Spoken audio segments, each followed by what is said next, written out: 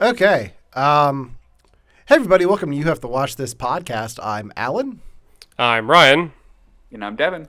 And before we get started with today's supersized episode, I want to thank Devin and Ryan for holding down the fort last week while I was away. The You Have to Watch This podcast, the movie, is canceled. Darn it! It's on infinite hiatus. It's such a shame. Yeah. I've been busy working on some film shoots recently, so last Tuesday I wasn't going to make it back in time for the show. So I just didn't even bother watching True Grit, but I listened to half of the episode and it's like, it's okay. I don't need to watch it. Yeah, no. But I'm back. We're here.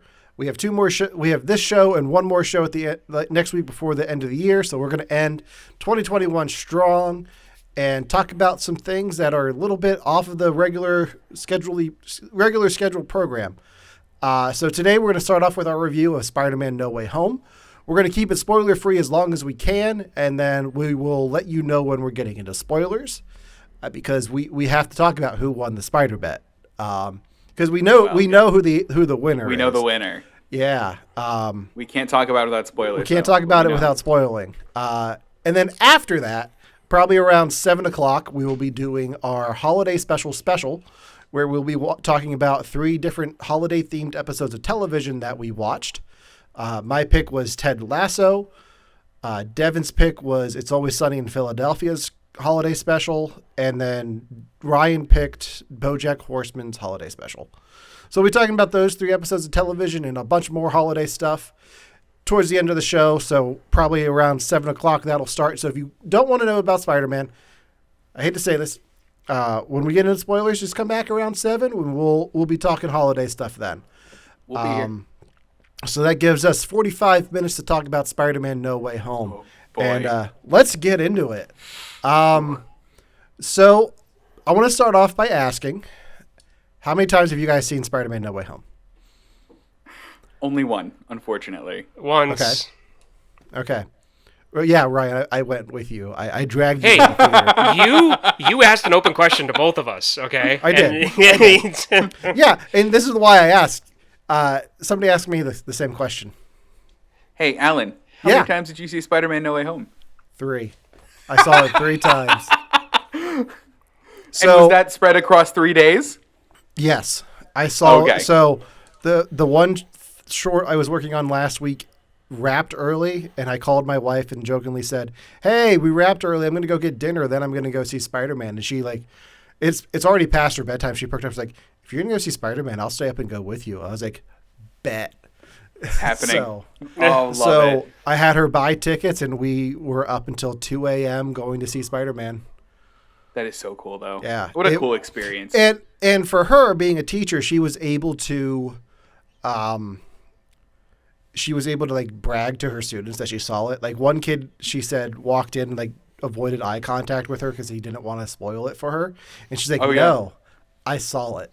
So I got to help her be the cool teacher. So hold on. Was the next day a movie day in class for her because she was too tired to teach? You would think so, but I think like one of her classes was on a field trip, so it was kind of an easy day for her anyway. Oh, good. Okay. So yeah, we've all seen it. We all know what happens in it. We're going to try to stay spoiler free, like I said. That being said, Devin, I think you were the first one to see it, so I'm going to ask you first. What did you think of Spider-Man No Way Home? I loved it. I mean, I think I'll have to watch it again to give a real, genuinely critical answer of it. There are certain things that happen in this that got me so excited just because they happen in this that I don't know that I was objective about the plot or the pacing or the events or like whether, I don't feel like I could have been fully objectively critical about it. But overall, I love it and I want to see it again. And it's the first Marvel movie, I think, since Endgame that's made me want to do that. Okay.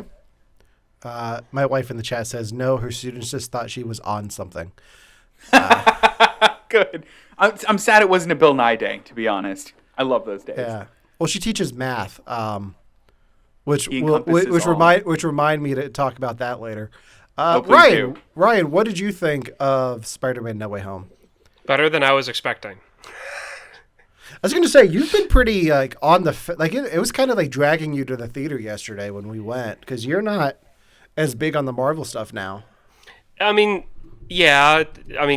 I am on the fence, and the only reason why that I even saw it is because we're doing it for this.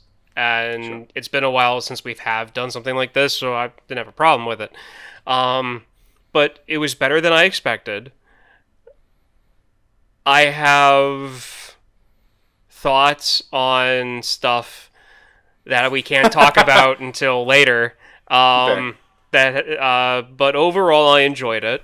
I think I'm the same boat as Devin. I can't really think of anything that I was like that like threw me off or anything, simply because I was enjoying it so much.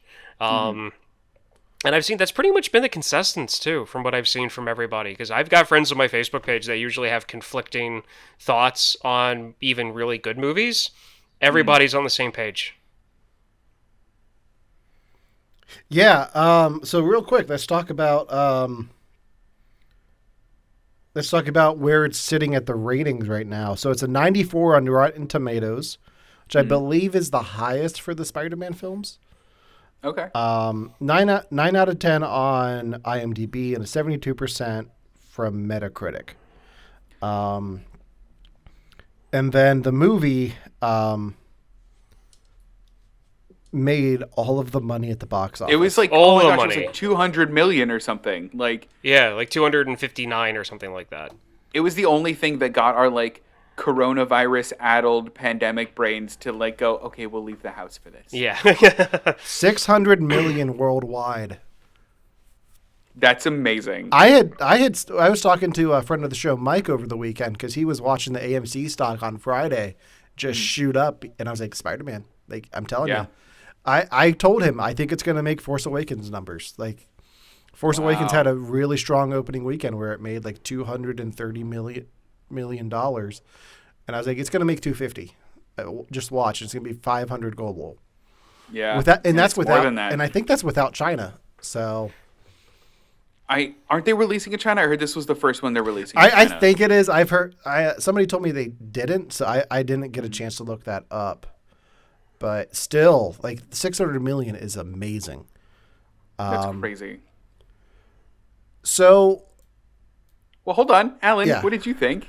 Oh, what did I Yeah. say? You saw it 3 times. Yeah. Oh, I hated it. Are you? Like, I hated like, it. I just watched it the second time. No, I loved it. I mean, if you can't tell, I'm a bit of a Spider-Man fan. No, I absolutely loved it. Each time I saw it, like it brought me to tears. It made me cheer. The first time I was yelling in the theater, like clapping along and like cheering, like when certain things happened.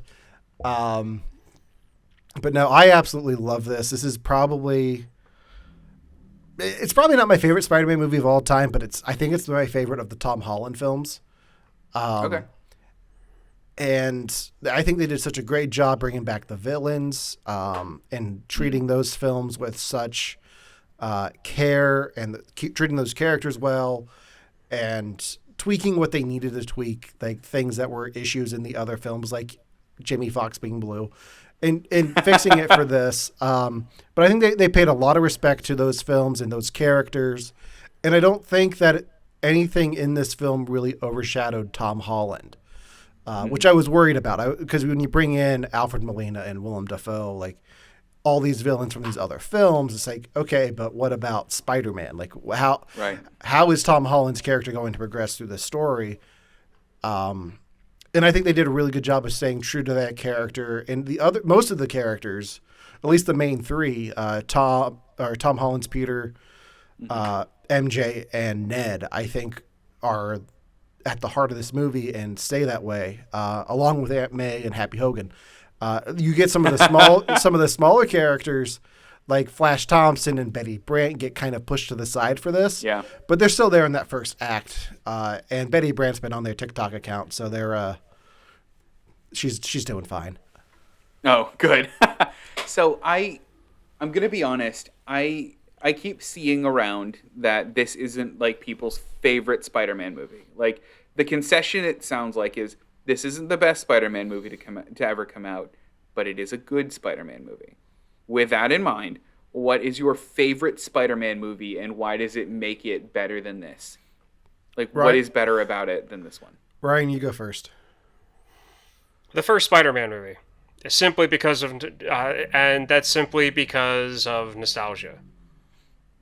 I'll fully admit it. And I really feel like that's the true answer for everyone. Almost. Okay. So here's the thing. I don't know that I have much nostalgia tied into the first Spider-Man movie. I haven't seen it in years, and I don't know that I have any like want to go back and watch Okay, it. well, I was... What year did that come out again? 2001. 2001. 2002, sorry. 2002, sorry. 2002. I was 16, 17 years old. Yeah. And Spider-Man at the time was my favorite superhero. Mm-hmm. And it just clicked. And that was a movie that I watched on repeat for a long time. And that's why it's my favorite. Mm-hmm. Is Spider-Man 2 or these other movies, are they, technically better? Probably. But it's my favorite. That's why. Yeah. So... Alan, what's yours? Spider-Man 2. Spider-Man 2? Spider-Man 2, and I talked about this on Victims and Villains, because I went back and rewatched all of these films Yeah. before this one came out. Spider-Man 2 is my favorite because it's got a great soundtrack. I really identified with Peter Parker in this film, like being the awkward, trying the... I identified with that version of Peter Parker just because I do. I can't really justify it. But that film's always had a special place in my heart with the soundtrack, the performances. It's the first time I looked at a villain as, okay, he's not really a bad guy. He's just being corrupted by these tentacles. And it's the first time I got to actually review a film for my middle school paper. So I just have a lot of nostalgia for it.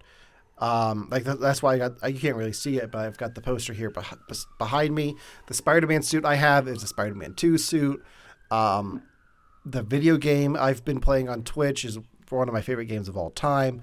There's just so much I love about that movie that it's my favorite. And a close second might be Spider-Verse.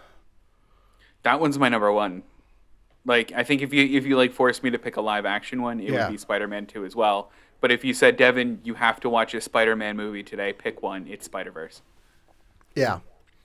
And Spider-Verse is kind of, I don't want to say it's the cheating answer because it might be the best of all the Spider-Man films.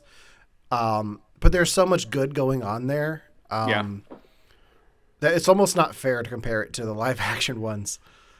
It's got Nicolas Cage going for it, so it's got John Mulaney wins. as a swinging pig. Also that, yeah. Yeah.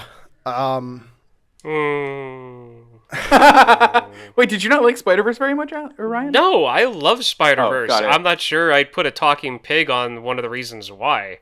It Fair. can get weirder. Okay. So we talked a little bit about the villains in this. Who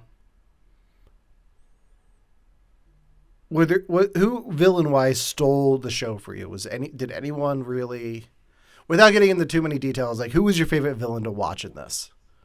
Because for me, it's Doc Ock. I think they treated his character with such care. I think Alfred Molina, even though they de-aged him, looked phenomenal. I don't mind the CGI tentacles this time around instead of the puppets.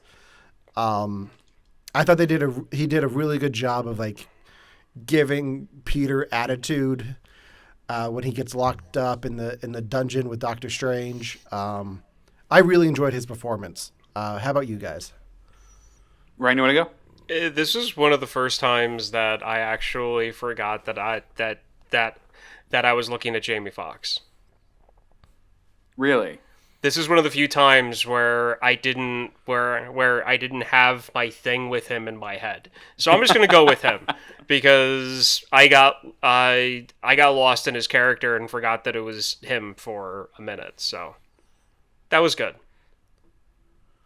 I really like what they did with Willem Dafoe's Green Goblin in this.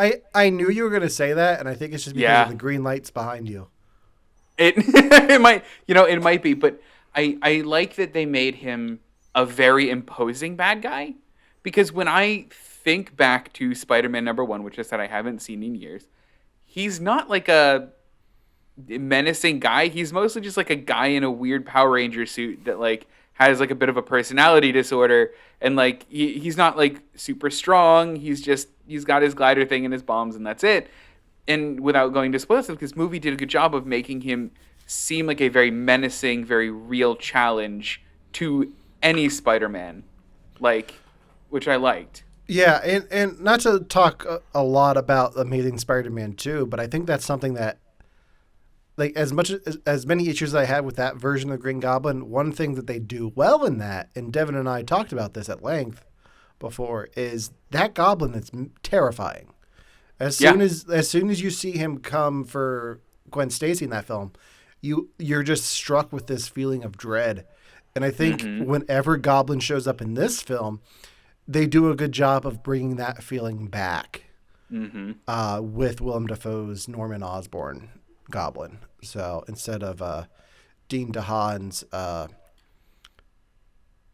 Valerian Goblin or whatever. Yeah, no, this one was much better. I also like they did the Mad Max thing with him, and eventually he's just like, I have a brown sash on.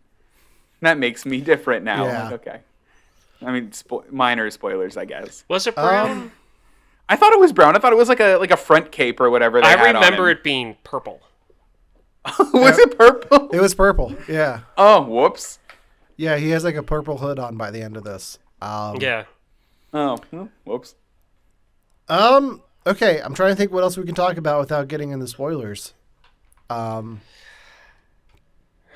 We've talked a good 15 minutes. I think it might be time to throw up the banner. I think we have to throw up the banner. Yeah. Okay, so if you haven't seen Spider-Man No Way Home, we are going to get into spoilers now.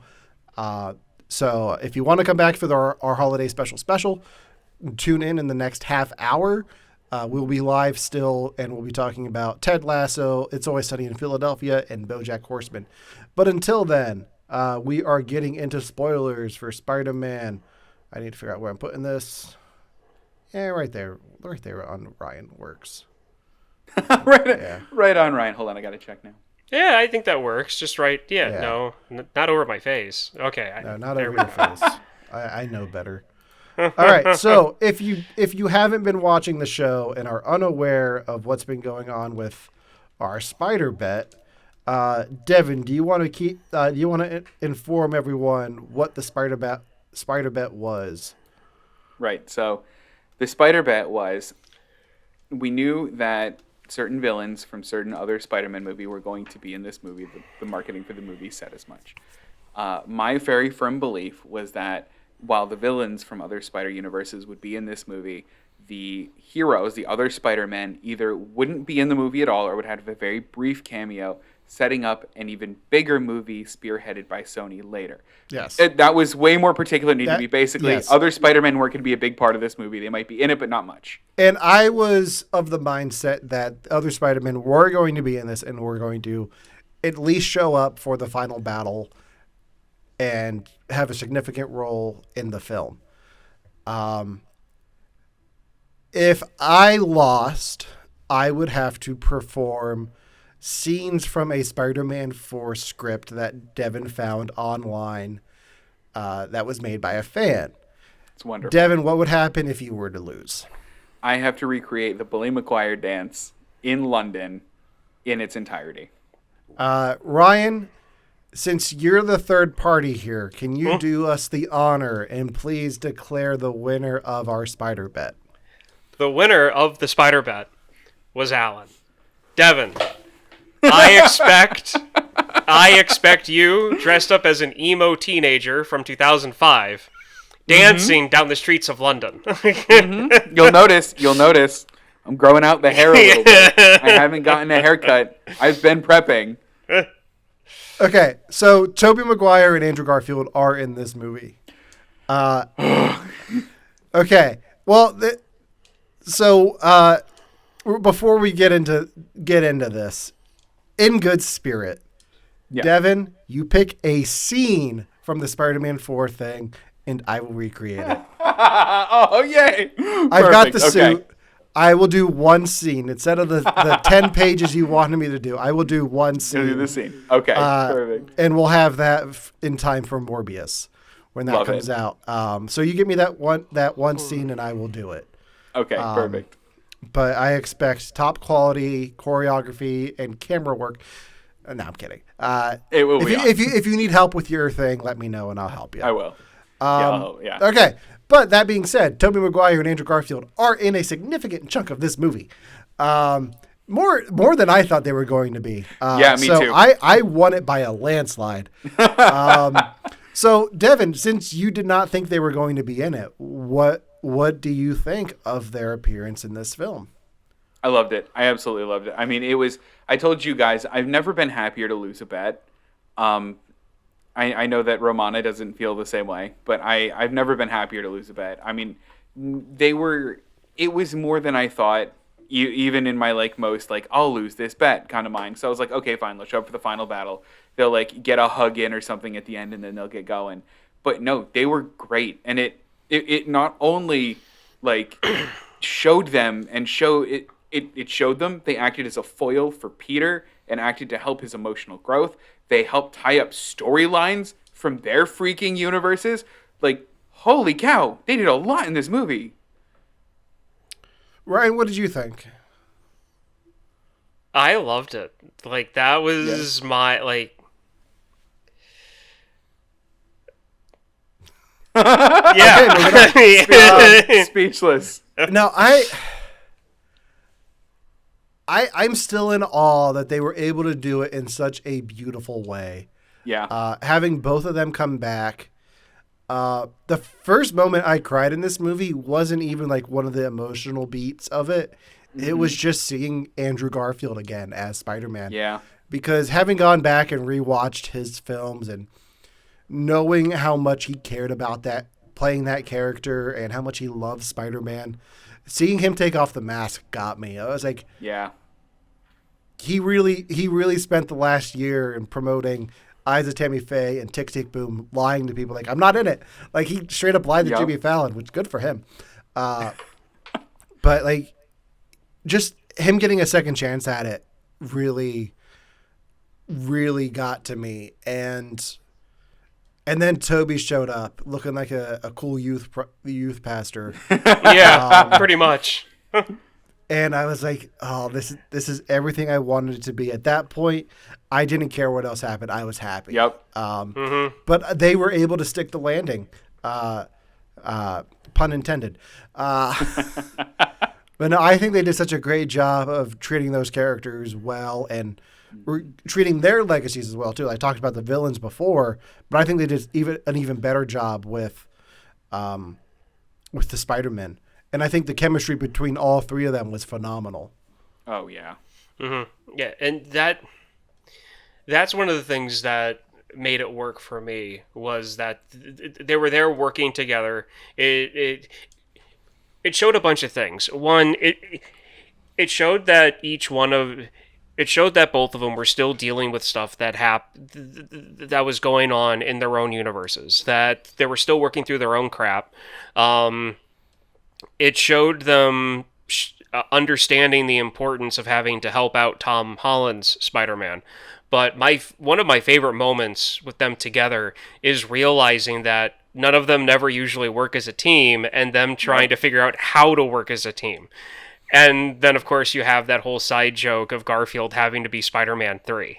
And he's So I told Ryan, if we were going to get into spoilers at the beginning of the show, I was going to open the show. Yeah. Hi, welcome to Your Thoughts Podcast. I'm host 1. Oh, that's funny.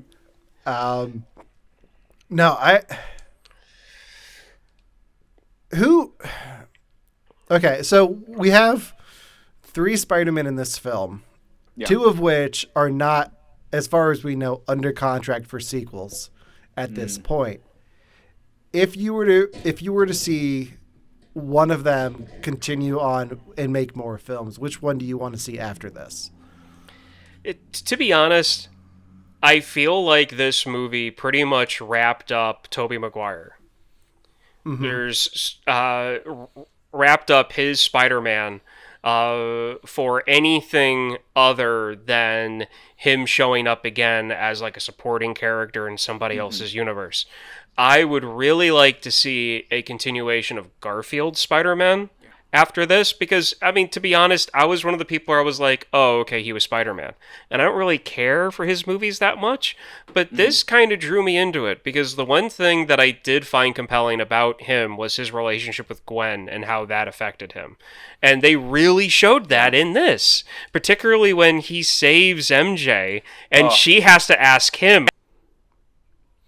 I lost Yeah. it, by the way. That Lost was it a- like a baby. That's one of the moments where I almost cried in this movie, was because you could tell, like, Garfield cares about this character. He acted his ass off on it, and it showed in that scene. I cannot wait for him to be able to talk about this in interviews, because it really looked like he gave this his all, and like he's getting one more shot at this character. Who knows what's going to happen in the future, but he gets one more chance to put on the tights, and he gave it his all.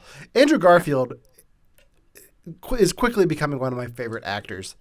And he absolutely nailed this film. I want to see more of him. I have a theory on how they can do that. I think they might be doing that with some things that they said in this film. But Devin, what's your answer? Well, I mean, it's the same as Ryan's, obviously. But the reason for mine is that he talks about what happens after he lost Gwen Stacy. And he goes, after a while, I stopped pulling my punches. And I went, oh, that's a really dark take on the character that I really want to see. Yeah. And that part also, I got a little bit choked up, because I was like, that really affected him. And that's really, powerful. Yeah, and if you notice, he gets really quiet when Toby's talking about his best friend turning on him. Yep. So maybe that's where he didn't pull his punches. Could be. And that's why Harry's not around. No, I have some complaints about this film that don't have to do with the film itself, just with Sony Pictures in general. Okay. Because I wanted this film to give me answers about what Morbius is doing, because you have the Tobey Maguire Daily Bugle logo, you have a picture of Tobey Spider-Man with Murderer labeled on it, and then you have the Amazing Spider-Man Oscorp logo. Plus it's taking place in the Venom universe. So I was like, okay, which universe are you in? You have to pick one. And I thought this film was going to give me answers to that, and it didn't. But I have a theory that in that Sony universe, Andrew Garfield is the Spider-Man. And I think that's true. And I think we're going to see him go up against Venom. Because Toby mentions fighting a black goo alien, and Tom mentions fighting Thanos, and he says, "Oh, I want to fight an alien." And then you have Venom in the post-credit scene saying, "I think you have Eddie Brock saying we should go to New York and talk to the Spider-Man guy." So I think Venom 3 might be Eddie Brock and Venom going to New York to hunt down the Amazing Spider-Man. It's the only thing that'll get me to see that movie. Yeah. The only thing. I know we're in spoilers territory, deep. The second friggin' Venom showed up in the post-credit scene, I just went, oh! Not in my movie. Get out of here.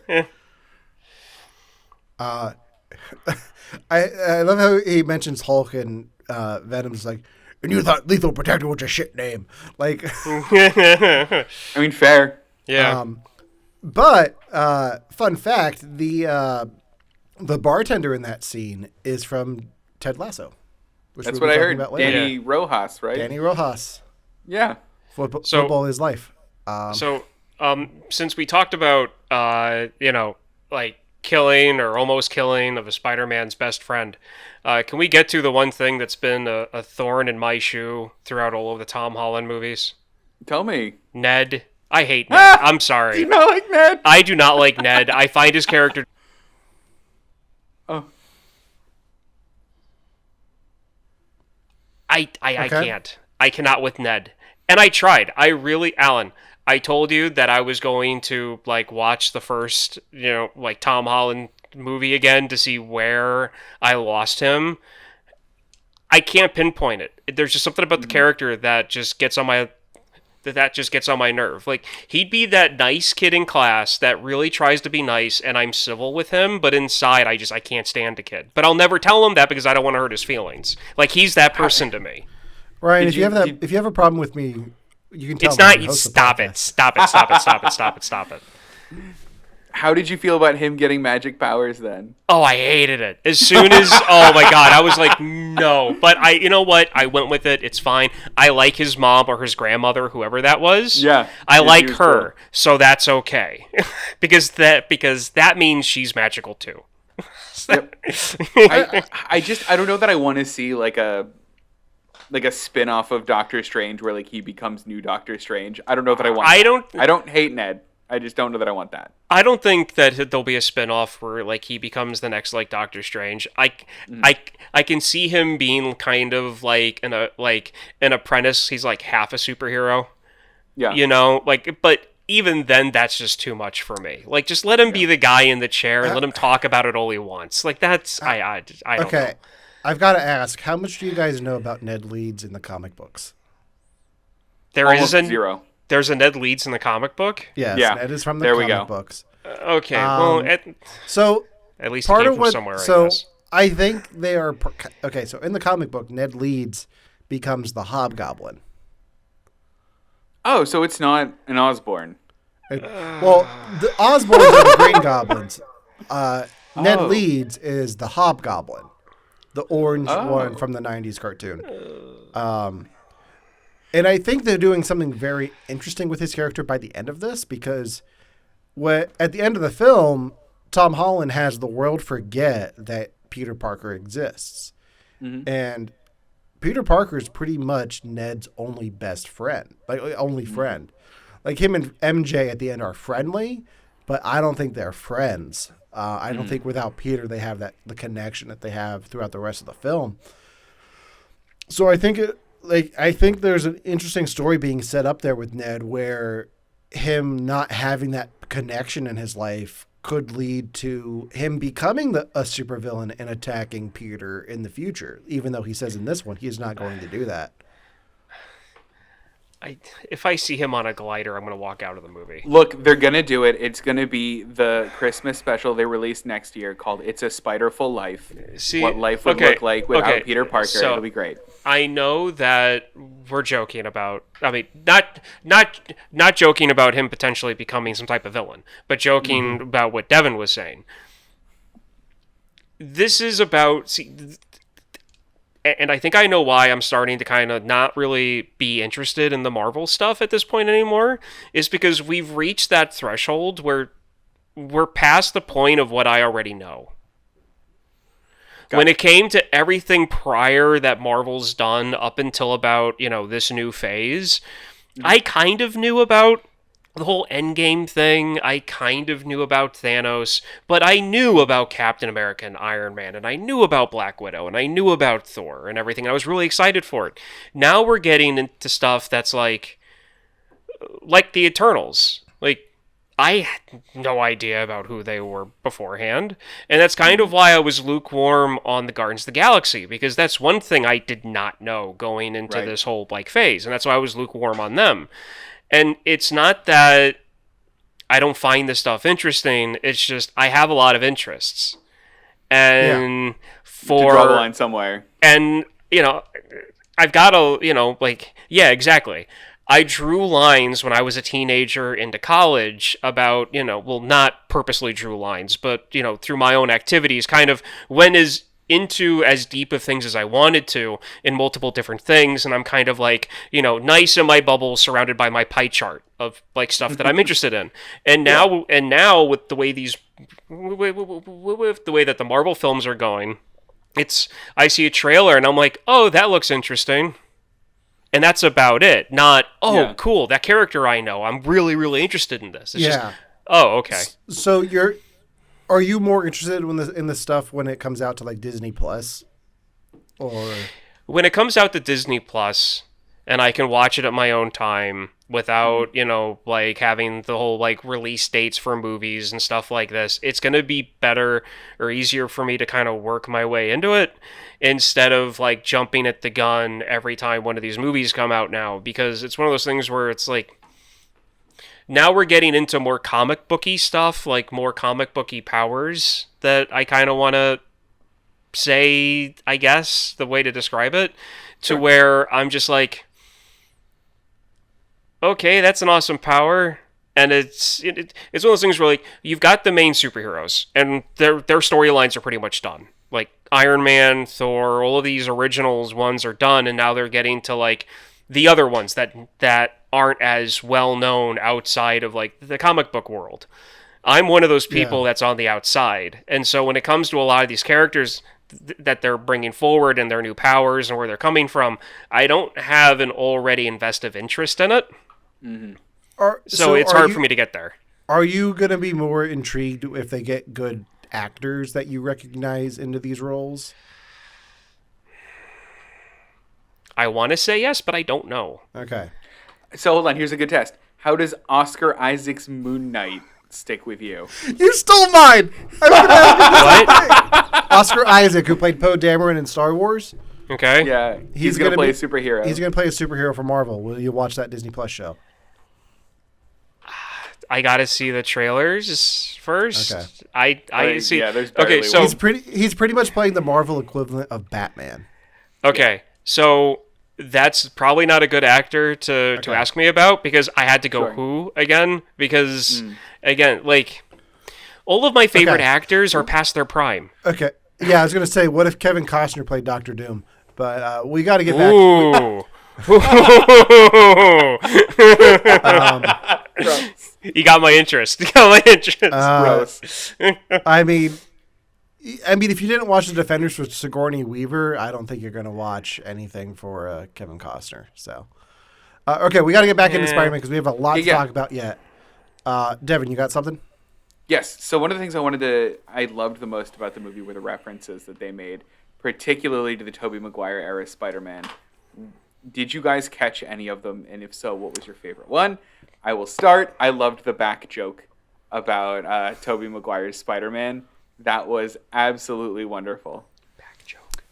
That one is fantastic. Okay.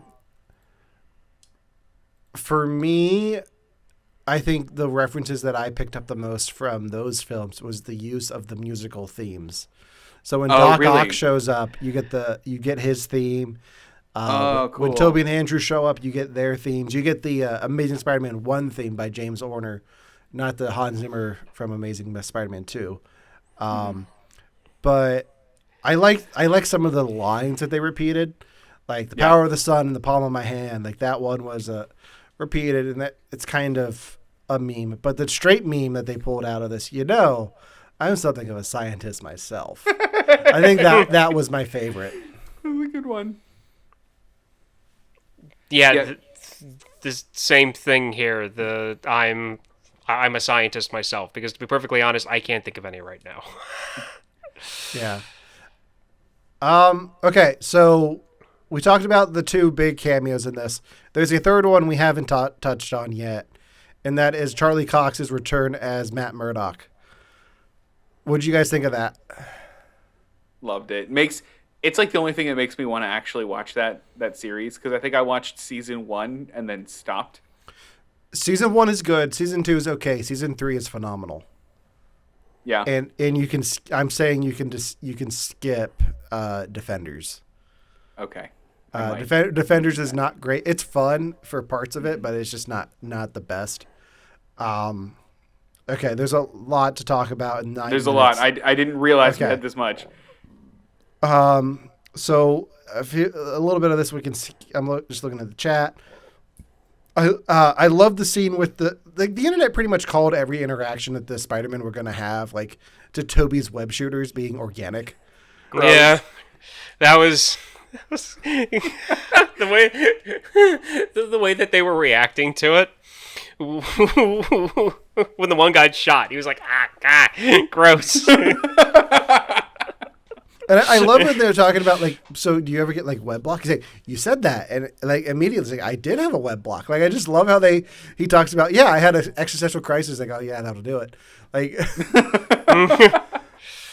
I could watch a whole Disney Plus series of just Toby and Andrew going back and forth, talking about being Spider-Man, having a cup of coffee. Like, I could just watch 6 hours of that on Disney Plus and be happy. One of the best was just, you're amazing. No, you're amazing. No. What I need to hear that. Thanks. No. You need to say it. You are amazing. Like, oh my gosh, what a good.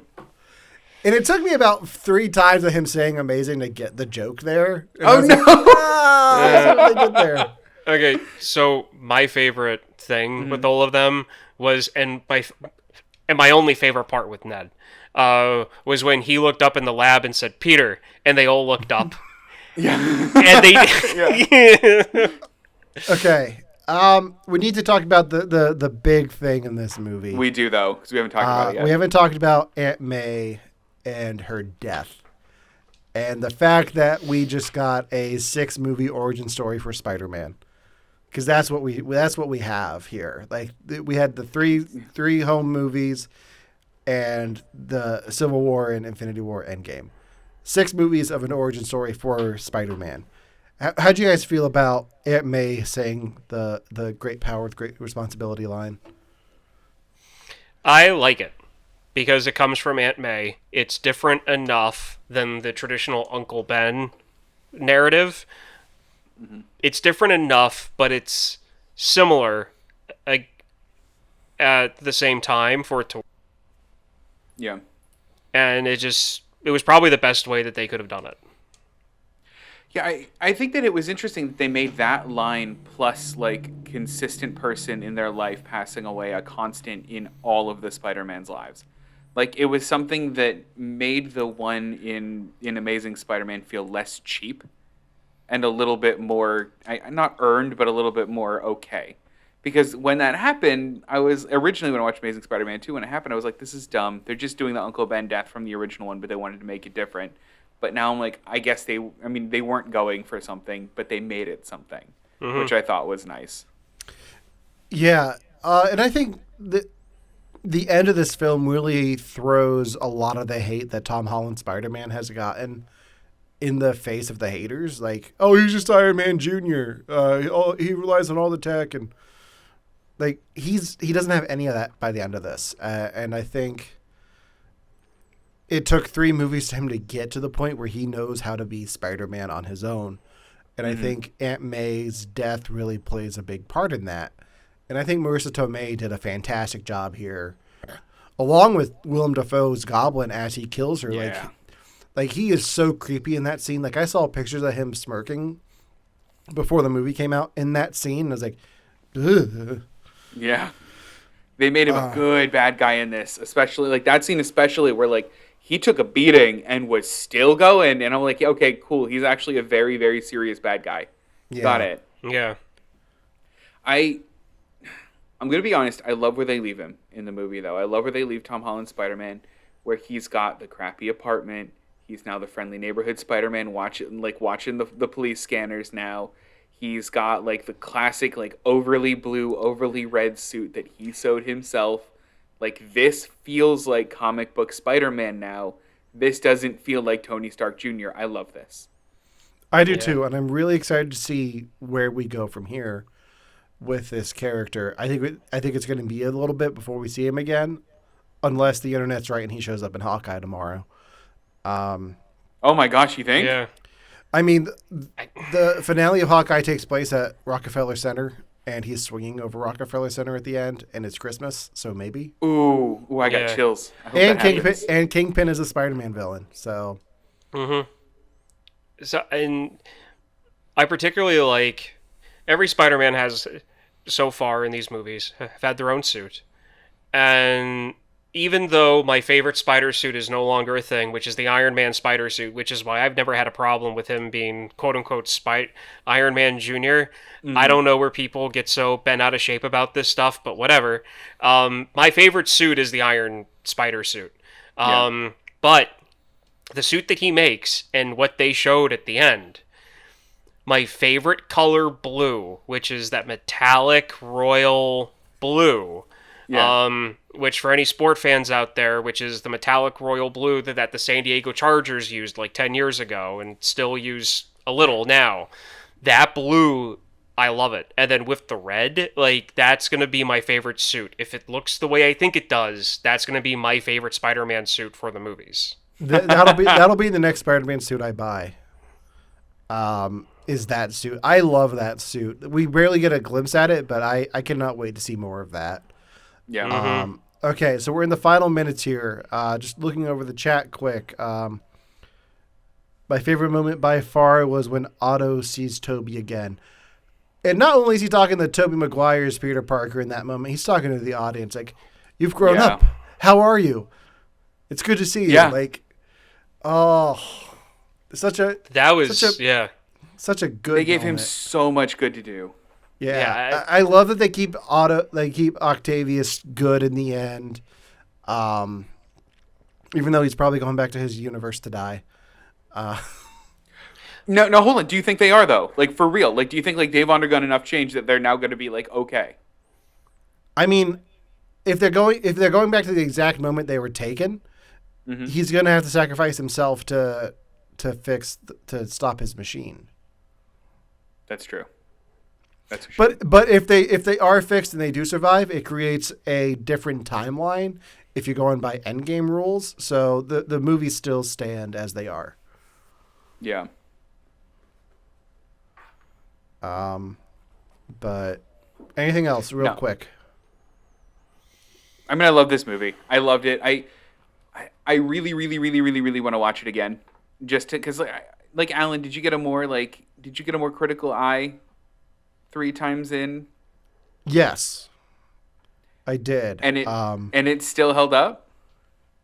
Yeah, no, I still loved it my third time. I saw it 3 different ways. I saw it opening night on a standard screen. I saw it Sunday on Dolby Atmos screen, so better sound. And That's then cool. Ryan and I saw it yesterday on Screen X. So we How had was the two- Screen X with the So much fun. Like Spider-Man Was swinging it? through the city in Screen X, and that opening scene was phenomenal. Aw. If you get motion sick, I don't recommend it, but it was fun. Much more fun than the darkness that was Venom Let There Be Carnage. But that so the best part is that final battle. And with that, it is 7 o'clock on my time. I think we have to stop talking about Spider-Man No Way Home. Okay. And move on. You guys good? You guys need to go get a drink or anything? We're an hour into this, so. I got mine right here. I'm good, baby. All right. Yeah, it's probably tea. All right. So It is deep. now we're getting into our holiday special, where we picked. Hold on, I gotta change. I gotta adjust the part. There we go. Oh, there you go. Now we're getting into our holiday special, where we had each other watch some of our favorite holiday themed episodes of some of the TV shows that the other guys haven't watched. So I forget what I have up first. Up first is Devin's pick. It's Always Sunny Yes. in Philadelphia. Can I go? Go gonna for do it. it. All right. So this episode of Philadelphia, or It's Always Sunny in Philadelphia, is called A Very Sunny Christmas. This episode, I believe it happened season 6, episode 12. It originally aired in December 9th, 2010. So I don't know how good the quality was for you guys on. I found it on Netflix over here, and how good the quality was. Kind of started showing its age a little bit in the version that I had, where it Yes. looks almost like a home movie at this point. It was written by Rob McElhenney, Glenn Howerton, and Charlie Day, the main 3 men of the cast. And there's a bit of a Christmas Easter egg. Did you guys know who directed this? It was Fred Savage. It was Fred Savage. What's the Christmas Isn't connection there? Fred Savage? Am I thinking of his brother? One of the Savages is tied to a Christmas thing. What Christmas The thing? Deadpool Christmas. Oh yeah, that's right. Yeah. I was mean, it was thinking like a that- post. I was thinking. It was a posting Easter egg. Okay, I was thinking of the of his child career, not when he was not like 3 years ago for Deadpool. I only care about his adult career from here on out. Okay. His child career is over for me. It'd take a weird Fred Savage take. Wow. Yeah. What do you have against The Princess Bride? Oh, I actually really like that movie. Okay, I gotta get then. Romana to watch it. That's a big deal for me. She's actually. never seen it? She's never seen it. And she Right. goes, "It doesn't look good." And I go, "Oh, you have a world." Nobody ever thinks it looks good before. I never thought it looked good. Nobody I never thinks thought it it's looked good good. before you. Exactly, until you Yeah. watch it, and then you realize, oh, this is just one giant dad joke. I love it. This is Yeah. one giant. So anyway, back to A Very Sunny Christmas. In this episode, Dennis and Dee decide to teach their father Frank a Christmas Carol style lesson. Meanwhile, Mac and Charlie find out some weird things about their Christmas past. Whoa, goodness, we'll knock this over. I love It's Always Sunny in Philadelphia. I've seen every episode multiple times. Love this show. So this one was an easy pick for me, especially since some of you haven't seen it. What do you guys think? So I've seen very little of It's Always Sunny in Philadelphia. I enjoyed the show.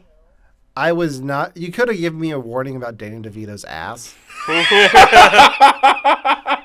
Nope.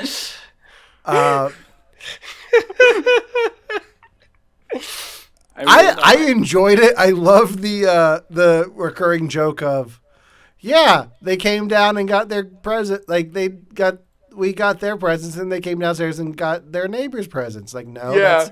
that's stealing, dude. And then it's like, oh yeah, your mom was a hooker. Wait, no, she wasn't. She just had Santa's come over on Christmas Day.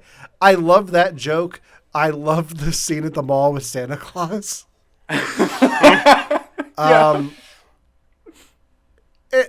And I love that storyline. I could have done, like, I don't know why I couldn't had a hard time getting into the Frank storyline Sure. a bit, but I love the end joke where his business partner is like just steals everything. Yeah. I did enjoy that, and I understand why the whole Frank storyline could seem a little bit rough. He takes a little bit of getting used to. Frank's character does. Mm-hmm. Plus, like, Dennis and Dee they don't have a lot to do that episode. I think they're usually kind of a lot more kind of fleshed out generally. Yeah. What about you, Ryan? I think have you seen some Sunny? I have seen some Sunny. I do typically like it, but the reason why I haven't like deep dived into it is because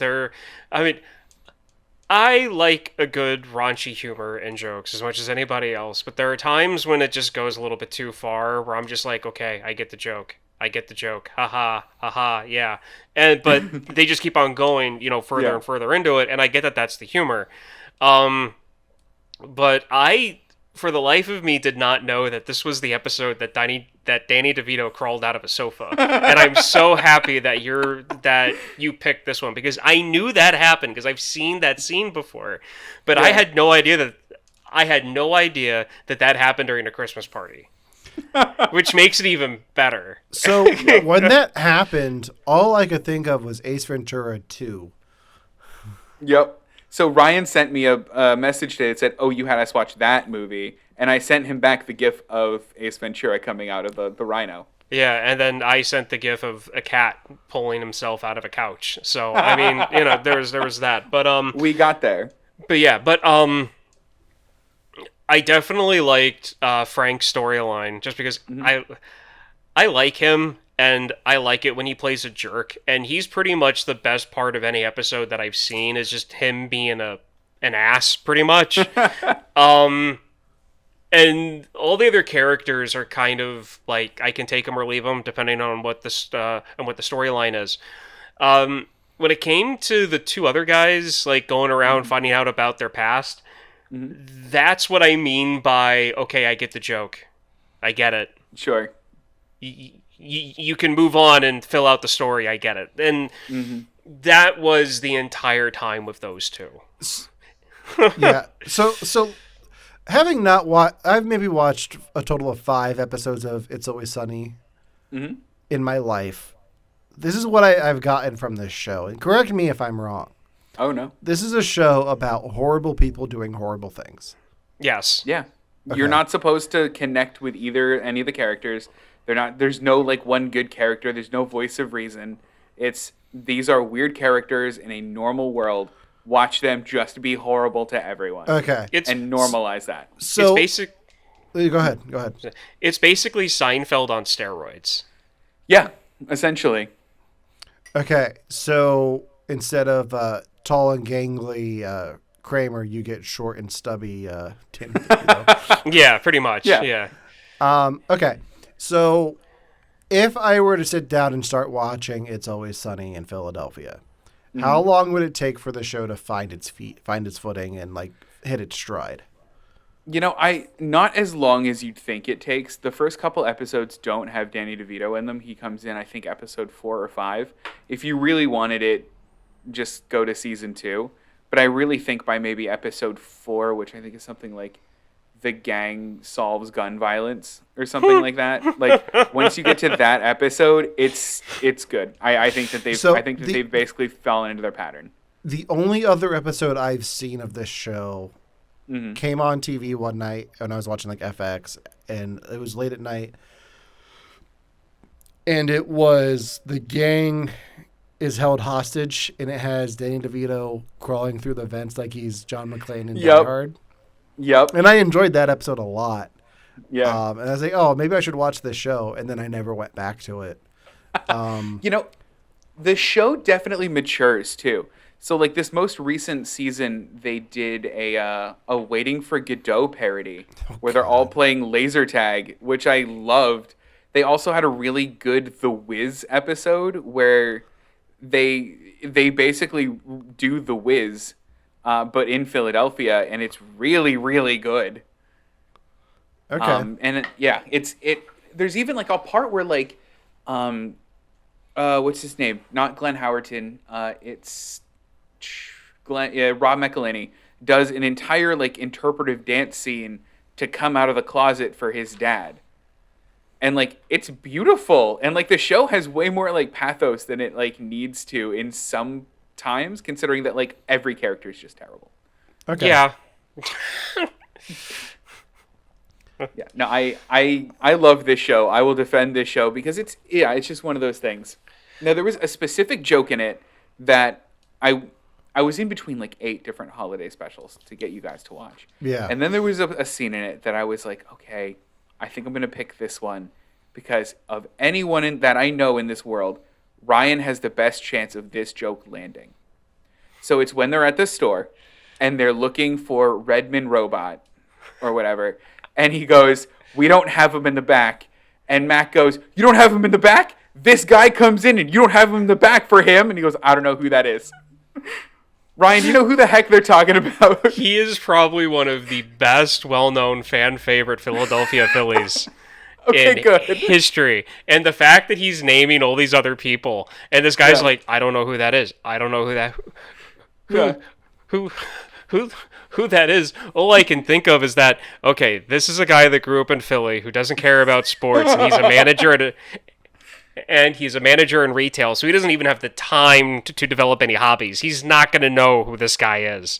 Like, I love that scene, and he's naming other people, and I just was like, oh my god, I love this. Good, because I'm like, of anyone I know in my life, Ryan's going to know who this person is. I have to have him watch this now. Yeah, no, he is the embodiment of the Philadelphia Phillies fan base. Oh, is he? Like, he is, like... If you had to take, if every baseball team's fan base could be embodied in a player, that's who the Philadelphia Phillies fan base embodies. Okay, that makes sense. So then, that was my Ryan question. I have an Alan question. Okay. So, Alan, after you had us watch the Halloween episode of Community, I then started watching Community directly from that point because I've seen season 1. I think you had us jump in season 2. Yeah. So I started watching from that point. I got to their Christmas special, which was something that also was on my list to potentially show you guys. That Christmas special features the puppets or the stop motion animation a lot like this one does. Yes. I have very specific thoughts. How do you feel about the stop motion animation in this compared to how they did in Community. So in this, they're pretty much straight up ripping off Rudolph. Like they pretty much take the character designs from that and bring them in here. Community does its own thing, which I appreciate. But I still appreciated the joke here, especially when they had the gang just murder Frank. It's get very graphic. Yeah, it gets very graphic, and that's not something they did in the '60s with those specials, and I don't think they do now anyway. But no, it got really dark, and I wasn't expecting it, but it was funny. Good. I'm glad you liked it. When I saw them do that, I went, oh, I liked it when Community did it a bit better. Yeah, no, and I guess it always surprises me how much they can get away with on FX. Yeah. With this show, because there's a lot of F-bombs. There, like the aforementioned Danny DeVito's ass. But yeah, Ryan, don't send me a Wikipedia article on Mike Schmidt right now. I didn't send it to Mike you. Schmidt? I sent it to the group chat. I wasn't expecting you to name it. It was supposed to be, I'm going to forget to do this later, so I did it. I don't know if you know this, Ryan. We're busy doing a show right now. You two are the ones talking. I'm just taking a break and decided to send it to you so Devin could see it later. You didn't have to call it out now. Good. But I did. The moment's gone. It's too late. I'm not the one in the wrong here. So I guess I have a question based off of this. Yeah. Like, what was like the one present you always wanted as kids that you never got? A Power Wheel. What is the Power Wheel? Like one of those kid Jeeps. One of the kid Jeeps or those powered, a big wheel. Yeah. Like a Power Wheel. That's what those things were called. Yeah, Got it. Power Wheels. Mine was the Nintendo 64. I was told, I asked for it every single year, and every year I was told, we're sorry, Devin, Santa can't afford that. And every year, the argument of Santa doesn't need money, I don't understand, didn't work. So it was N64 for me. For me, it was, I don't know. I asked this question. No? I don't have an answer. Probably Megazords, like Power Ranger toys. Sure. Which now I have some back there. So I've made up for that in my adult life. Wish fulfilled. Yes. I have a toy, and I thought about this because of this episode, actually. I have a toy that, like, I feel like I should have appreciated a lot more when I got it as a Christmas present that me as an adult would have loved. In much the same way they had that robot, Omnibot or whatever, in the episode. For me, it's that walkie-talkie thing from Home Alone 2. Do you know what I'm talking about? Where you like talk in one end and not the other? I had that. Yes. And to me, as an adult, that is the coolest thing. Like, I get that it's just a tape recorder, but it's like from the movie. It almost looks like like movie accurate. I hate that I like just didn't care about that as a kid. In a world where they brought back Turbo Man dolls and like made them a thing, I'm surprised they haven't brought back the Talk Boy. That's fair. That's fair. All right. Anything else on the It's Always Sunny in Philadelphia Christmas special? I had one last question. Okay. So their silly Christmas tradition is that they throw rocks at trains on Christmas Day, because that's just what they do. Do you guys have silly Christmas traditions? And if so, what are they? I'll go if you guys don't have any. You go first.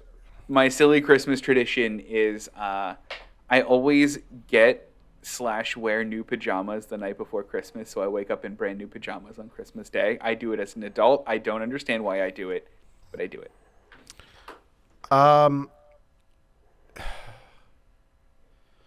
For me, it's always watch a movie. Always watch a movie. So it's either going to be like Die Hard or The Grinch with Jim Carrey or National Lampoon. I avoid A Christmas Story. I'm not a fan. Really? Yeah, it's overplayed. Oh, sure. It's only played for 24 hours one day out of the year. Yeah, but after 30 years, like that adds up. It's too much. I can watch it in bits and pieces. I can't sit down and watch that for 2 hours. Die Hard though, I can watch. on repeat for 24 hours and be fine. Well, I mean, you don't have to watch the movie Oth- 24 times in one day. Other than that, a lot of the traditions I have to do with food. My family does the Feast of Seven Fishes on Christmas Eve. Do you? Yeah. Yeah, we do that too. So we do that, and then Christmas Eve morning we make pizza frite, which is Italian donut. It's literally just fried bread dough covered in honey and sugar, but I it's so love that. good. Yeah, It's so good.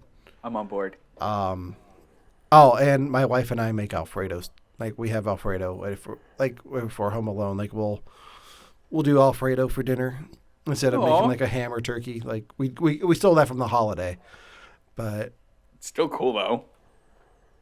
Ryan, do you have any? I'm boring. I really can't think of anything that my family ever did that was unique or special. We would do Christmas morning. We never did anything on New Year's Eve night except for possibly go to church randomly. Sure. Open up presents, watch Christmas movies. That's it. Just the standard holiday stuff. Like A Muppet Christmas Carol was always is always something we watch. That's nothing really unique. I always watch A Christmas Story at least once. Now, granted, I didn't like that movie until my mid-20s because I didn't understand it because it's from a point of view of an adult looking back at their childhood for Christmas. So it wasn't until I was old enough to appreciate that mindset that I started to enjoy that movie. And that's pretty much it. Like, Yeah. So nothing like wacky or anything, or like a little off the beaten path.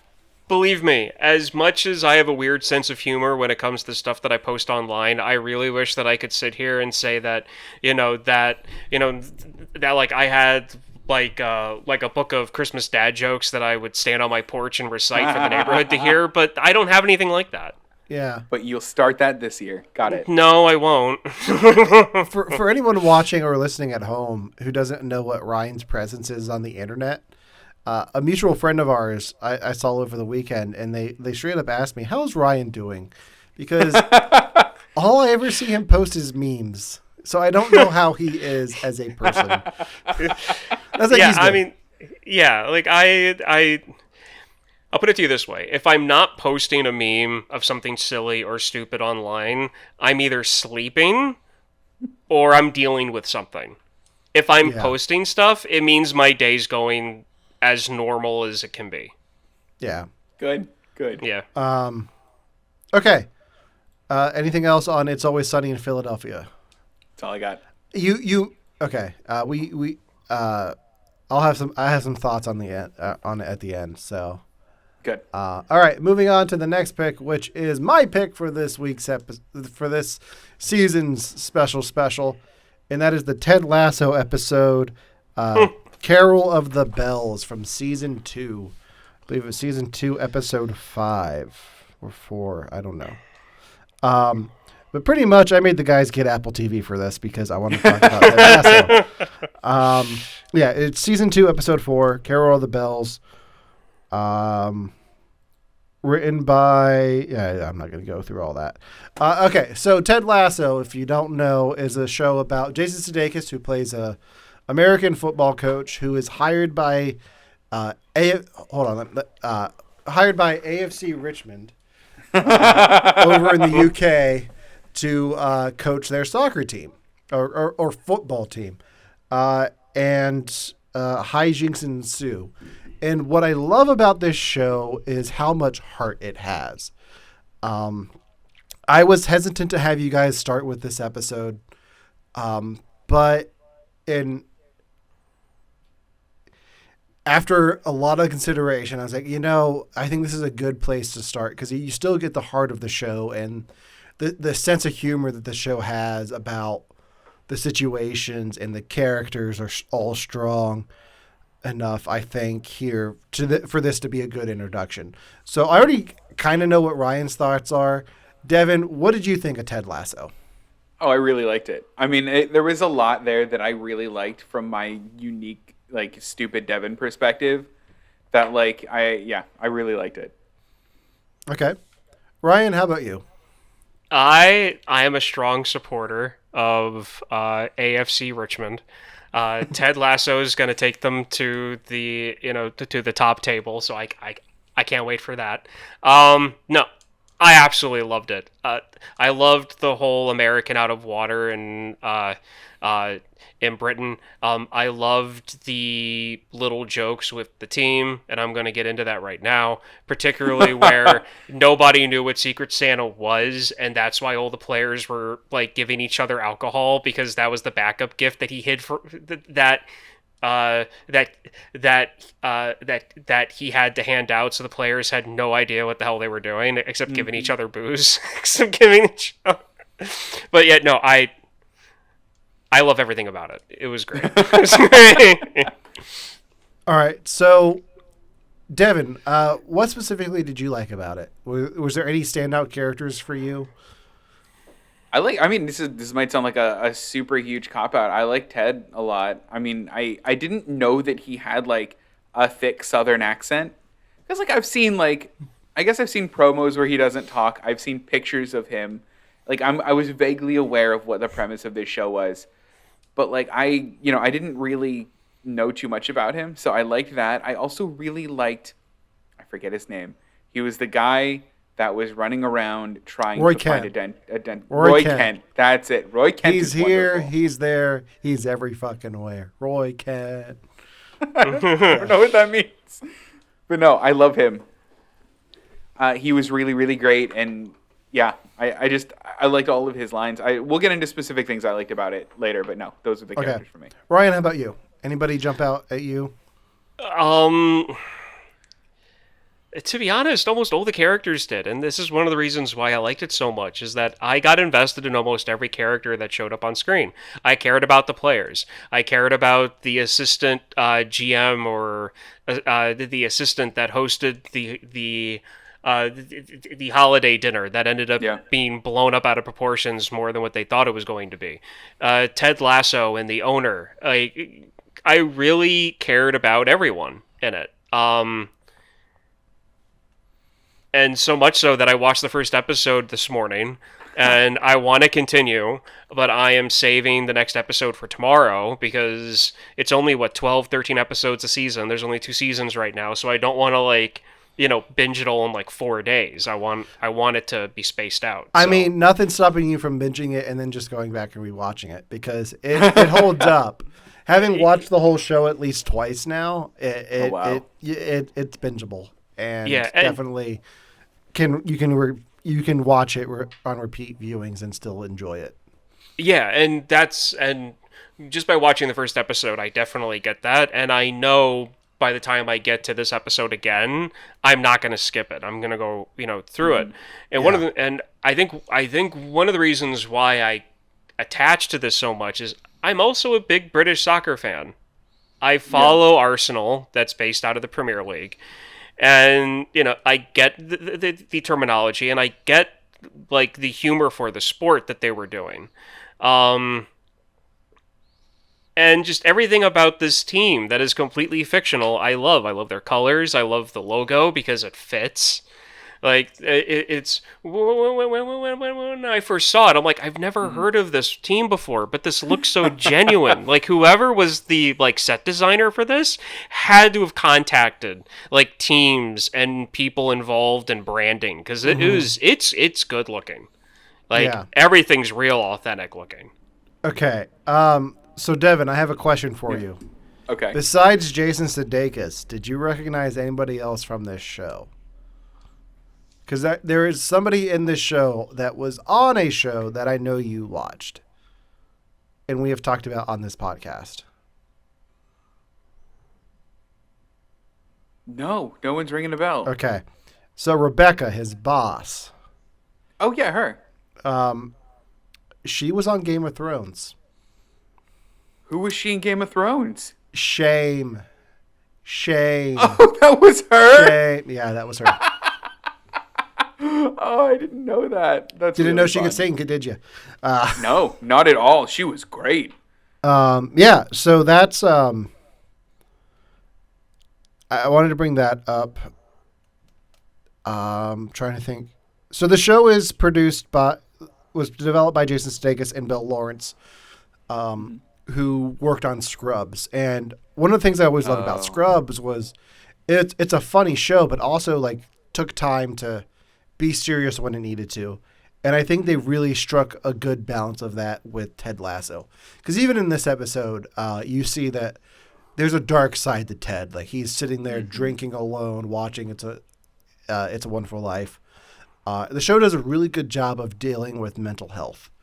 And cool. Ted's story being separated from his family. I think in this point you can kind of figure out he got divorced. He's getting divorced, so he's away from his ex and his kid. So it does a really good job of dealing with that. And I think Jason Sudeikis is a much better dramatic actor than I ever thought he would be, having watched him as like Joe Biden on SNL back in the early 2000s. Right. But the show like strikes such a great balance for me that's one of the reasons I keep going back to it is that like it's so funny and I love all of these characters, but at the same time it has so much heart, and it like Ted is such a great character because he's funny and he makes dad jokes, but he's also so kind, and you don't get a lot of that in entertainment anymore. Was there anything like attitude wise in this episode that stood out to you guys? And I don't mean the attitude like anything like character wise that like just the way the characters acted that stood out to you that was out of the normal for a comedy show that you would watch?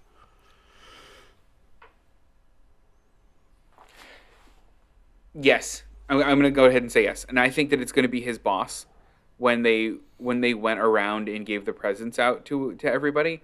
I feel like that would have had a punchline in like in another like in Sunny, for example. Like had that story beat happened in Sunny where Frank Reynolds was giving out presents to children that he knew wanted them, there would have been a punchline of I stole these presents, or there would have been a punchline to it, and not just we're doing this because it's good or we're doing this because it's nice. You know what I mean?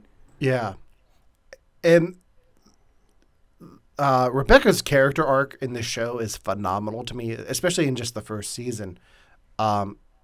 Because Ryan, you know pretty much where she's coming from for the first episode, right? Yeah, I mean, they're pretty much setting up in the first episode like it's the soccer version of Major League.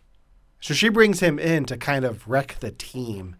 And then by season 2, her and Ted are out giving out presents together. Like there's he has such a great effect on the people around him that she comes around eventually, and like you see their relationship where it is here. And they kind of show that too, because when Ted and his assistant coach show up, somebody on the team who works at the stadium yells at him to get off the pitch. And it's just some random field hand. It's like the water boy. And Ted treats him like he's, he remembers his name. He calls him, like this and that. And Nate one of the Great. running jokes in the first episode is, he remembered my name. You remembered my name. No one remembers my name. And it's just like, you get the idea that Ted is such this good guy. But already in the first episode, there's family problems. And you can just, like, and it really hurt me because I'm like, this is such a good guy. And yet...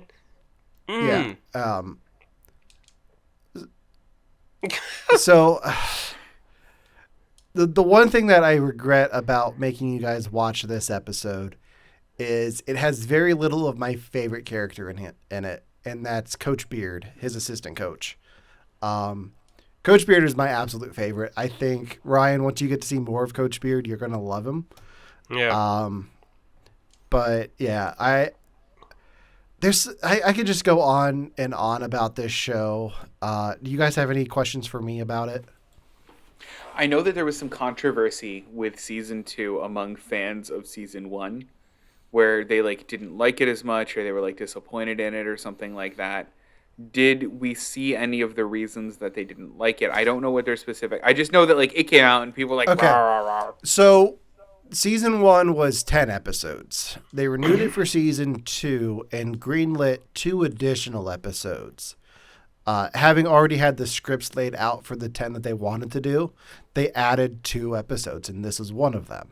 They added the Christmas episode. So this doesn't really have any overarching themes for the rest of the season. Okay. So it's kind of a standalone episode. There's another episode that kind of split the fan base, and it's called Beard's Night Out, where Coach Beard kind of goes on this adventure through the underbelly of London. And I absolutely loved it, but a lot of fans are torn on it. I absolutely love it, though. I think it's something you'll appreciate, Devin. Ryan, I think you'll be confused by it and probably won't enjoy it as much.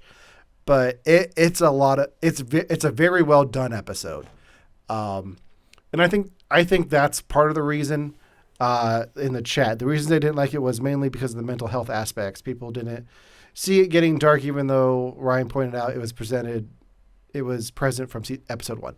Yeah, and that's part of it too. Like it does get a bit darker in season 2, but it still keeps the humor there. It just there are moments where it does take a moment to get serious, but that's what Bill Lawrence shows do.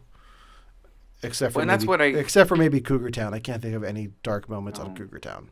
I don't think I've seen Cougar Town, but that's what I love the most about Scrubs is like Scrubs would be wacky and silly and funny, and the janitor and the coach or the Dr. Cox thing, but like it took time to be like, oh no, these are really serious issues, or like the musical episode, like the patient in it died, like it got dark and wasn't afraid to do that.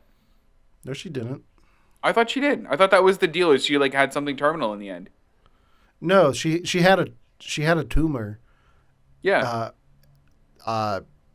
But they removed it because at the end of the episode she's humming the songs. Oh no, I'm thinking of the germ episode then. Oh yeah, where you can see the infections going from person to person. I think that's what I'm thinking. And I think you picked the one episode where the main patient doesn't die in Scrubs to say that they died.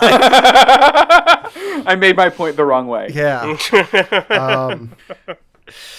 So one last thing to tie this into Christmas, before I forget, Brett Goldstein, who played Roy Kent. Yeah. He's a big fan of a certain Christmas film. And he recreated it in 5 minutes on the internet. There is a video that I will send to you and I will post to our Facebook page so everyone else can see it because it's phenomenal. It's Brett Goldstein singing all of the songs from Muppet Christmas Carol in 5 minutes. Oh, and he does the voices. And it's funny when you watch Roy Kent, it's like, oi!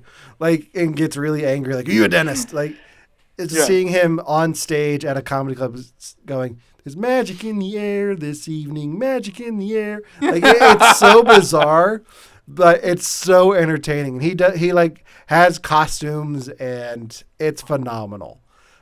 So I highly recommend checking that out. Anything else on Ted Lasso? Okay, so I have to say, I was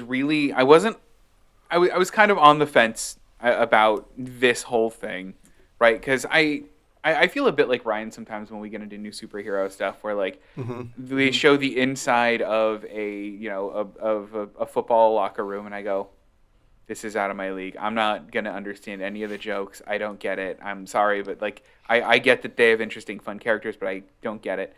There's a line that hooked me right into the show. And that's when Ted goes to go into his boss's car, and he's on the wrong side. And he goes, oh, right, I forget I'm the one with the accent here. Romana and I have had this conversation in real life where, like, real people have said, oh, I sense an accent when they listen to me. And I go, right, I have the accent. Got it. Yeah. And, like, I've said that out loud. And I was like, okay, they get it. Like, I'm on board. And what's great about Ted Lasso when it comes to, like, the sports thing for you, Devin, is... Yeah. He doesn't know a thing about soccer either. Oh, and good. You see him learn, like he coached football, like American college football, and is hired to coach soccer. Good. So he's completely out of it too. Like there's a scene where they go to Wembley. Is that the big one? That the big one? Wembley. Yeah. Wembley, yeah. He's like, it's okay. The field's the same size as our field back home. And they're like, no, it's not. It's actually the biggest one in the world. It's like, oh, well then never mind. Yeah, his his first press conference, like, she sets him up to be ambushed. So, like, they show up. She doesn't tell him that he's going to be doing his, first press conference as soon as he gets to the stadium. Yeah. And she gives him, like, a very, very, very brief rundown of, like, team history, and then throws him into their, like, press conference room, and it's packed. Everybody's there. Every seat is full. People are standing in the back. And he just calmly does his, like, happy-go-lucky thing. And then they start asking him questions, and then he starts screwing up. Like, he says, we're going to handle this for each 4 quarters. And then somebody says, 2 halves. You need 2 halves. Like, stuff like that. And he's screwing everything up, and they're, just tearing him apart. And you can just see him kind of, like, just kind of like panicking, and then he takes a sip of water, but it's sparkling water, so he spits it out, and he covers all of their recording equipment. It's really funny. Okay, yeah, I might be completely on board. Okay. Yeah, as long as I think I was worried they'd get into the nitty gritty of soccer, and like I wouldn't get it. I mean, especially as an American living in London, I think this show was made for you. Because, definitely. A fish out of water, man. Oh, perfect. Yeah. I can't wait. I want to watch Okay. Moving on to our final pick for this season. Ryan's pick, Bojack Horseman, the holiday special. Yes. So, Thank you. The Bojack Holiday Special is not part of the series. It is its own standalone 25-minute thing that they do. But it's best to honestly see at least 1 or 2 episodes of the show at the bare minimum before you watch this, which is kind of why I'm happy that Devin had us do the Halloween episode, so that Alan could have at least seen 1 full episode. How many episodes have you seen so far? This would make 2. 2. Okay. Okay. So at least Alan knew, like, the character of Bojack, the normal character of Bojack, before seeing this. And I think it's the first time that we've done one of these specials where one of us has made us watch a show, and then the next one around, somebody else has picked up that show and made us watch another episode. I love it. So, what the episode entails is that Bojack Horseman was on a 90s style sitcom.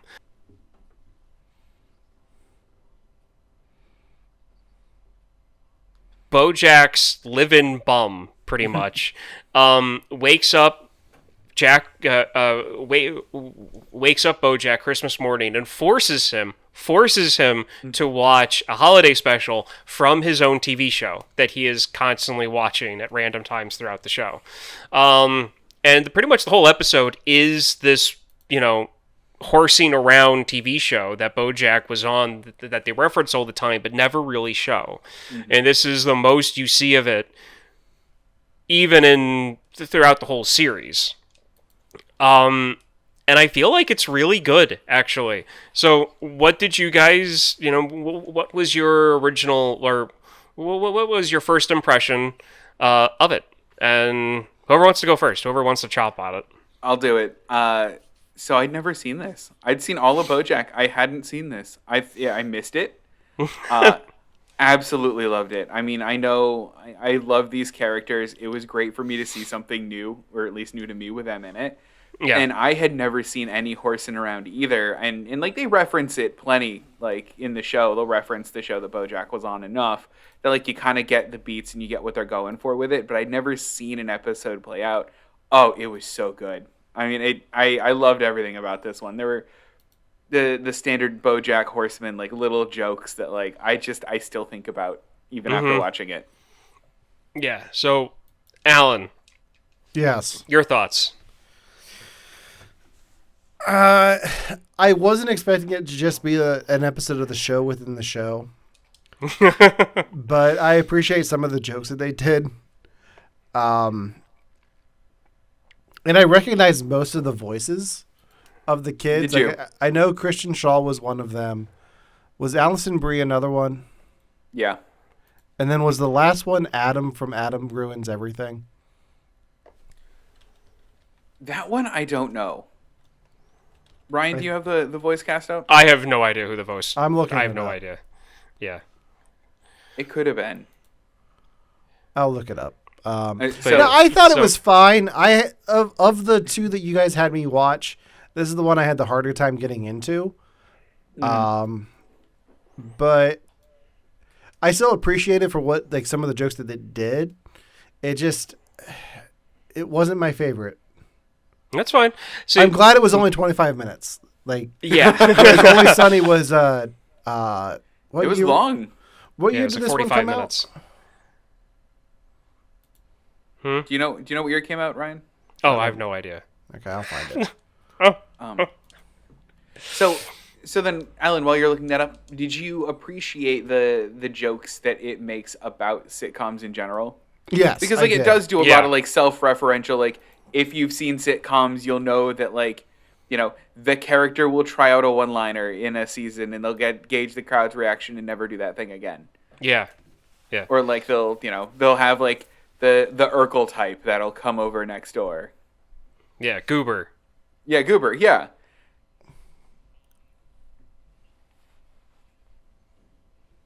Episode, but I wanted the reason why I picked it was the subject matter of the fact that in the episode, these kids who were orphans had no idea, well, the youngest one had no idea who Santa Claus was, didn't know the premise of it, and Bojack was trying to bring the magic of Christmas to, kind of like introduce her to it. And she goes one step too far onto a topic that no one really knows how to handle, and it just blows up in their face. But in dealing with that, they really did a good job of explaining Christmas on more of a secular level, and I really liked that. And then, of course, you have the commentary between Todd and Bojack. It's like the reason why I've fallen in love with Bojack's character is not because I relate to him, because I don't, because he's an ass. Right. He's a horse. He's a horse, not an ass. What? He's a horse's ass. So There you go. but at the same time, I love that it took Devin a second to appreciate the levels of that joke. Yep. It got there. but I really enjoy the cynical points of view that he has, especially when it comes to like Christmas specials. Because there's a part of me that completely agrees with his breakdown of why Christmas specials are a thing, but at the same time, I enjoy them. And that's where that disconnect is. And I do like when the show gets a bit self-referential like that, where like they understand like who they are and what they're doing. They understand the role that like media like that will play in people's lives and stuff. And I really appreciate that. Yeah. So, yeah, I mean that whole topic of, dealing with the little girl wanting her dead parents, for Santa to bring back her dead parents. And I love the fact that they do the off-the-wall sitcom thing where they try to have her do something bad so that she thinks it's her fault that Santa won't bring her parents back. Like, no, that is completely the wrong thing to do. You don't do that. I think my favorite thing in this whole episode was the commentary by Todd and Bojack, where Bojack was like, "What does that joke even mean? Like, I don't even know." Yeah. And Todd's like, so wait, who wrote the letter? Was it her parents or was it Santa Claus? Does Santa Claus exist in the universe of your TV show? And Bojack's like, how am I supposed to know? I don't know. Like, We all did cocaine back then. We all did cocaine. Yeah. and I was right. Ethan is voiced by Adam Conover from Adam Ruins Everything. That's funny. Which in the series they reference. There's an episode where all of the cast gets together and they're all adults, and somebody makes the comment of like him having like a failed one-liner, but they never bring it up again. That's the failed one-liner that they tried to give him, which I love.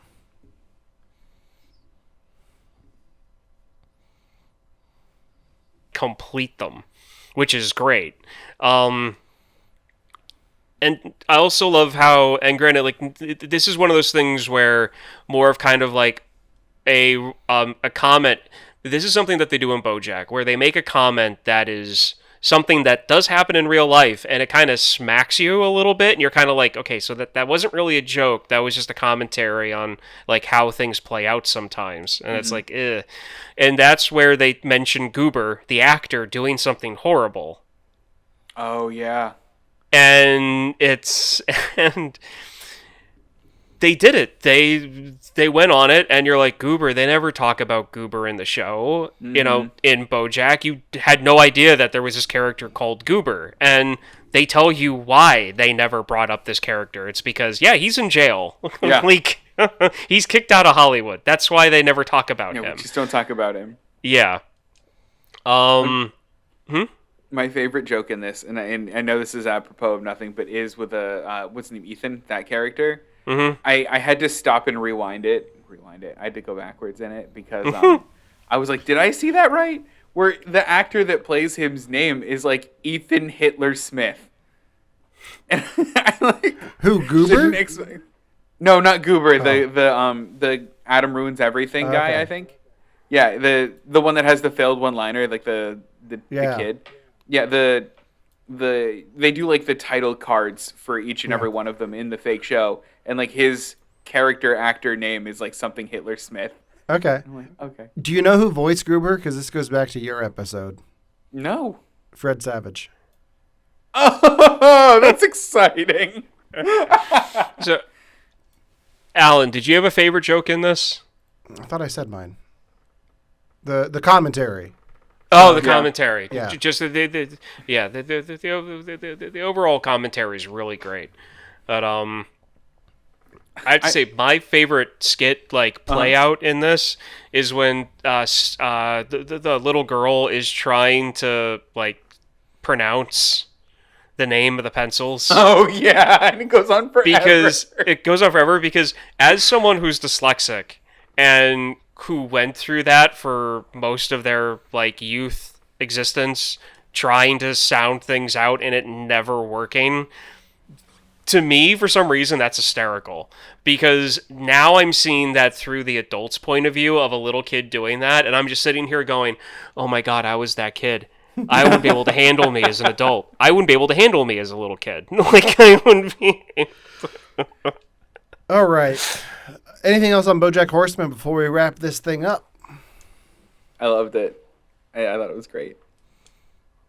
Yeah, I'm done. All right.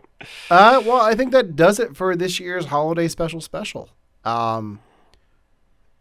And almost does it for the year. We will be. Wow. We are doing a show next week, right? Yeah, I think so. Okay. Yeah. All right. That's the plan. I might not be home for it, but I'll make sure I have my stuff for it. Cool. But yeah, so tune in next week where we are not reviewing a single film, but talking about our favorite things from 2021. And maybe some of the worst, like some of the things we absolutely did not like. Cannot wait. But until then, make sure to follow us here on Twitch. Follow us on Instagram, like us on Facebook, subscribe to our YouTube channel. You can listen to our podcast wherever you listen to podcasts. If you listen on Spotify, please go ahead and rate our podcast. We'd love to get to 5 stars in there now that Spotify lets you rate podcasts. So, oh, wow. That's a new feature that I just got emailed about this week. So check that out. And until next week, no matter what you celebrate, happy holidays, Merry Christmas. Enjoy whatever you decide to do with your friends and family over the next week. We will be back here next Tuesday with our year-end show. Merry Christmas to you guys. I know Ryan gave me my Christmas present yesterday, which is across the room. And should I go get it? Should I show Devin what it is? I want to see. I really want to see. Yeah. Please show me. Give me 1 second. No. You go. So, since he's walking away, and everybody's going to hear this, it's not what I showed you. It's not? It's something completely different. Oh, interesting. I had no idea. Well, I'm excited to see. Okay. So this is what Ryan gave me for Oh, I Christmas. absolutely love that. Yeah. and it's going to stay. It's going to stay in the packaging. Describe it for the audio listeners. It is a Batman Forever Two-Face that has an incredibly accurate sculpt of Tommy Lee Jones. Is it Yeah. actually very accurate? Oh, is. yeah. It's frighteningly accurate. Did they also give him like a crossbow? It's like a machine gun Okay, that with fits. like a stand. I keep forgetting that Two-Face in a lot of iterations is just like, haha, like, I'm a gangster. Like, I forget he's that in a lot of versions. And it also comes with a scratched up 2-headed coin. Oh, Oh, that's really cool. speaking of coins, to go back to our topic from earlier, I bought Yeah. something on eBay recently that I want to show off to you guys. Wait, what is it? Do you guys recognize this at all? Oh, I see is a gold coin. No, I see the head on it. I don't recognize it. What is it? It is one of the gold coins from the robbery scene in Spider-Man 2. Is it Yeah. like a real, like, I would prop have coin? never. It's Million it's one of years. the actual prop coins that they used. That is so cool. Yeah. That is really cool. Yeah. Oh, wow. Good find. Oh yeah. I think There you that's go. going to be my answer from now on. Every time Alan asks what he's holding, I'm just going to say it's a prop coin. It's a prop coin. It's not even a coin, it's a mask. All right. Well, I think that does it for us this week. Tune in next week for our year-end episode. And until next time, for You Have to Watch This Podcast, I'm host 1. I'm host 2. And I'm host 3. We'll see you next week.